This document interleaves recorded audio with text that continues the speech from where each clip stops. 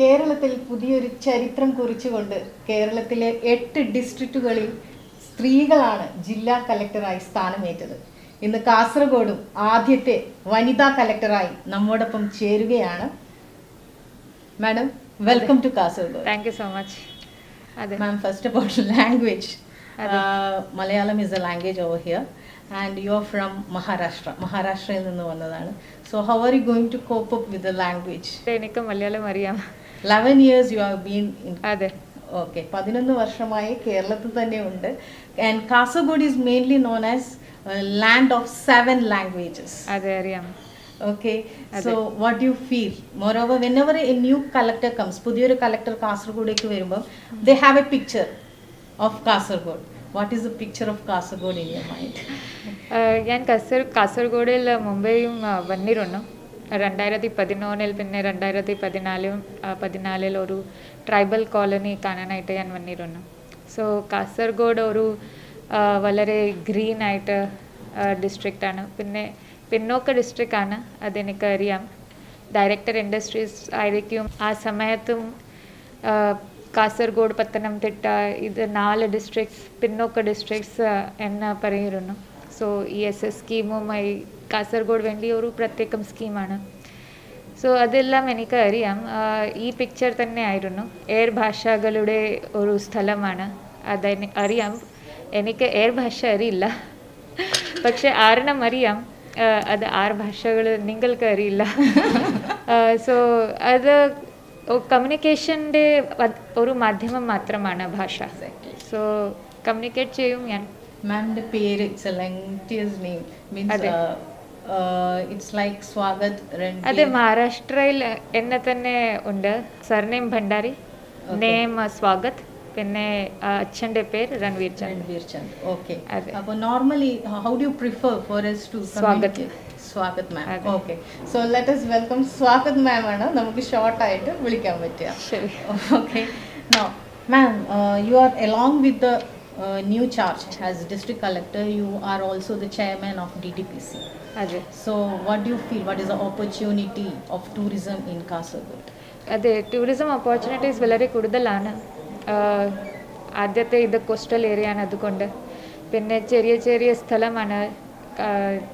കാസർഗോഡിൽ തന്നെ ഒരു പഞ്ചായത്തിൽ ഒരു ടൂറിസം സ്ഥലം ഓൾറെഡി നോക്കുന്നുണ്ട്. സോ പിന്നെ ബേക്കൽ ഫോർട്ടാണ്, ഹിൽ സ്റ്റേഷൻ ഉണ്ട്. So there are lot of opportunities in Kasaragod. Let us develop them. Yesterday a great launch was taken place about Little India Kasaragod project. So what will be the further step in that? അതെ, സജീത് എന്നോട് പറയുന്നു, പഴയ collector, little India Kasaragod. അതെ, Kasaragod Branding of Kasaragod actually. അതെ, branding of Kasaragod.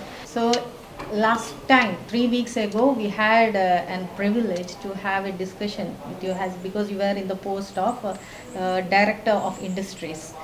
So you know almost the condition of industry opportunities over here. Actually we have lots of lands for industries, but the infrastructure over here is little bit less. So what will be the step? 3 ആഴ്ച മുമ്പേ ഞാൻ ഇത് സ്റ്റേക്ക് holders meeting നടത്തിയിരുന്നു. In all the 14 districts I had held this meeting, and I had understood what all issues were there. So in Kasaragod, land is there, as you said. Lot of land is available, പക്ഷേ industries ഇത്ര വരുന്നില്ല. So അതിൻ്റെ കാരണം infrastructure deficiency ഉണ്ട്. So I want to instill confidence in industry members that whatever is required from the government side, we will do it. Okay. So if anything is required which is not there, just let me know, and I will try my level best to get it done. Yes. കാരണം എല്ലാവർക്കും ട്രിവാൻഡ്രത്ത് തന്നെ, whether you look at the CM or whether you look at the ministers, everyone wants industry to be developed in Kerala. Exactly. And it is an investor friendly destination. So that can be done only when we are friendly, and I am willing to go an extra additional step to be as friendly as possible for industries to come to Kasaragod. Great. Ma'am, another one is this COVID situation. Now we are going to 3rd wave. അതെ. And the lockdown ഇങ്ങനെ പോയിക്കൊണ്ടേ ഇരിക്കുകയാണ്. പക്ഷേ ലോക്ക്ഡൗണിൽ കുറേ ഇളവുകൾ നമ്മുടെ government തന്നുകൊണ്ടിരിക്കുകയാണ്. നമ്മുടെ ശരിക്കും പറഞ്ഞാൽ എല്ലാ സമൂഹത്തിൽ സൊസൈറ്റിയിൽ almost all the spheres all the stratas of people are facing problems because of this lockdown അതെ. Mainly the merchants. So how are we going to, which strategy we are going to move on through this situation? See, firstly we have to save lives. Yes. Only then we can think about other things. So what government has done right now is categorizing into A, B, C, D categories, and there are very little restrictions if you look at A and B categories. Yes. There are restrictions only for C and D categories, which is required. If the TPR is very high, test positivity rate is high, then restrictions are essential. Otherwise we will be losing lives, we will be overburdening the medical infrastructure, which anyways in Kasargod is limited. So I would suggest that everyone should follow the rules. Yes, there are losses. Merchants are facing lot of losses, and government is taking steps like there was one Paddhati which was announced recently, COVID Samashvasa Paddhati, for merchants to recover from these losses. So that recovery can be done only when one is alive. That's true. So yeah, hopefully we will get all the panchayats, all municipalities in A category or B category. Then we can have as many functions as possible, trade, merchants, everyone can function. Okay. But until that time we have to follow the rules. Now Kasargod again falls as a border district. So many students are going to Mangalore for their Okay. studies. And now the big problem is that there is no direct buses from Kasargod to Mangalore. And it's heard that the approval is not yet done. So we have to, the students has to wait little more. But now the situation is already exams are going to be started in Mangalore. So the students will have to take a bus from here till Talapadi, and from there they have to take another bus. Actually, it is a risk for COVID, right? It is more prone to COVID. So what can be done for that? Yeah, Kasargod has lot of linkages with Karnataka, and that should be done. So, but I don't know what the issue is right now. I took charge today only, so Okay. I will understand who has stopped that, whether it is us or whether it is state government or whether it is Karnataka, and I will have to study and find out what solution can be done. But if it is something done by the collector, and if I can facilitate the movement, I would be happy to do so, because I understand movement of goods and people is required for Kasargod. I have heard that from the childhood days you are a good reader. Yeah. Okay. Now you have opted engineering, electron engineering. After that you have gone for IAS. Yes. After getting IAS also you have gone to foreign, Yeah. and you have taken a MBA. Can you please brief that educational scenario in your life? Yeah, so since childhood my parents instilled the importance of education. So education is essentially important. That is what all 5 of us, brothers and sisters, were taught. And we tried to do everything possible to achieve that dream by getting as much opportunities as we could. So I did electronics engineering because I got very good score in PCM, and I had an interest in engineering per se. But during my engineering, I realized that I wasn't really focused on continuing my work in engineering. Though I had secured jobs at Atos Origin and Cognizant, I decided to move on to IAS. Firstly, because it is a platform which provides opportunities to help others, and the satisfaction which I could get from helping others, that was unparalleled. So that's the first reason why I opted for IAS. Secondly, IAS gives an opportunity to develop oneself as well, like the variety of work one does. That it is not possible to do that in a corporate sector. At my age, I am sitting here as a district collector, handling so many departments and things. I don't think any other corporate job would allow me to do that. So that was the reason I took up IAS, and I secured a good rank to be posted as an Indian Administrative Services Officer. After that, in 2015, I decided that I will try for additional studies, further studies. I also did my Masters in Public Policy Yes. in 2011 and 12 from IGNOU, and that was because since I got administrative services, it only made sense that I should learn about public policy. So that's why I did my Masters. And 2015-16, since I am from Rajasthan, and my parents, my grandparents, all were businessmen. So I thought that I will also understand what all goes into a business. And my sisters, there was a family atmosphere kind of a thing where MBA is done by everyone. And MBA basically opens up your mind. You get to learn about so many fields, finance, which is essential, but nobody teaches that as it should be done. Only after an MBA you can understand finance, strategy, and so many other things. So that's why I did MBA. I did it from University of Michigan, which is one of the best schools in the country, in the world. I got to interact with another culture, actually not just one but several cultures, because people from all across the world came. I could change my perspectives, and I learned so many new things which broadened up my mind. And even after all that, I realized that India is the best place to be in. So I returned back. Actually, in history of Kerala, Yeah. this time 8 districts we have lady collectors. Yes. And you are also a part of it. How do you feel? It feels nice to make history even before taking charge. At least I've done something without doing anything.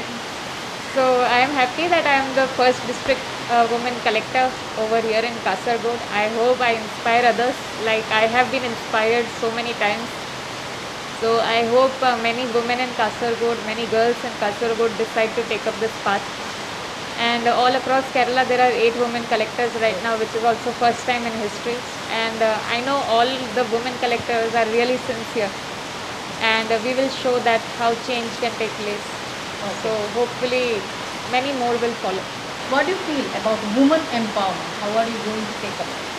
Women empowerment is a need which should be understood. Like, where is it required and where it is not required.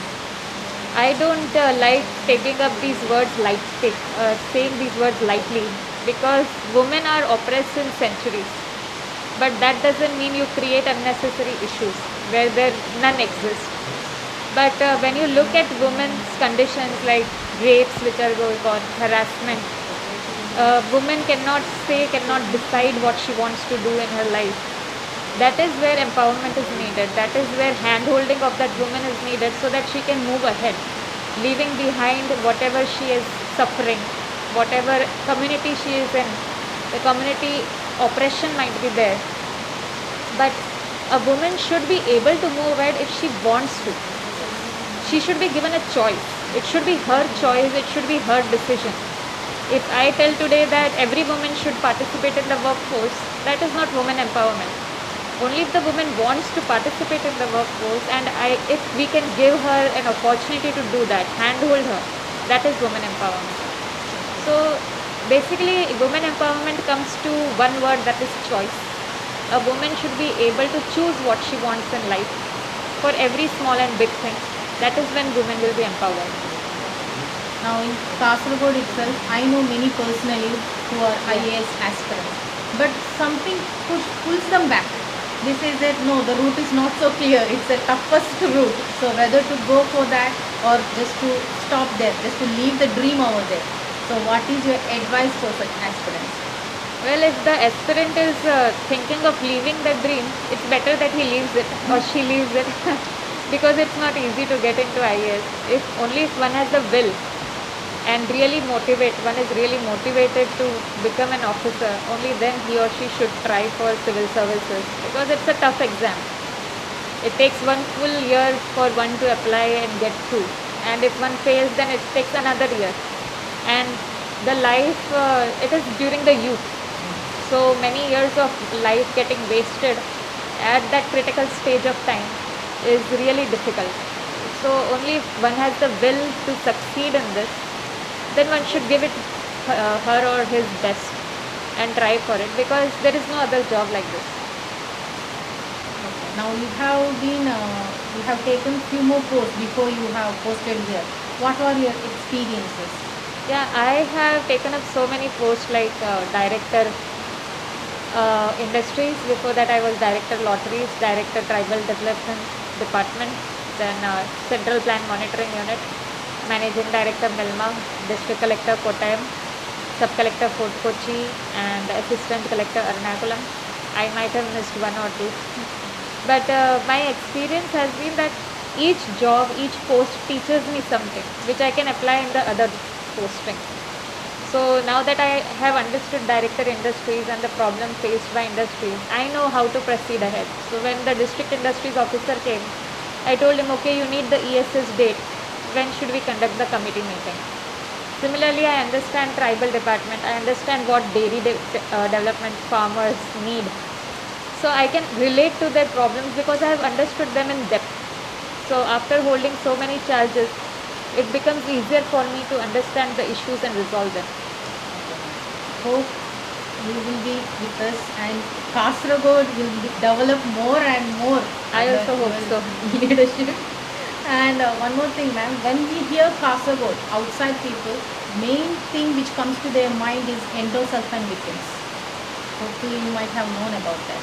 So what are we going to do for them? Yeah, endosulfan, I heard that 285 crore or something. Yeah, 285 crores. I have heard that 285 crores have already been distributed to endosulfan victims. And I will have to study the project. There is one deputy collector only for endosulfan.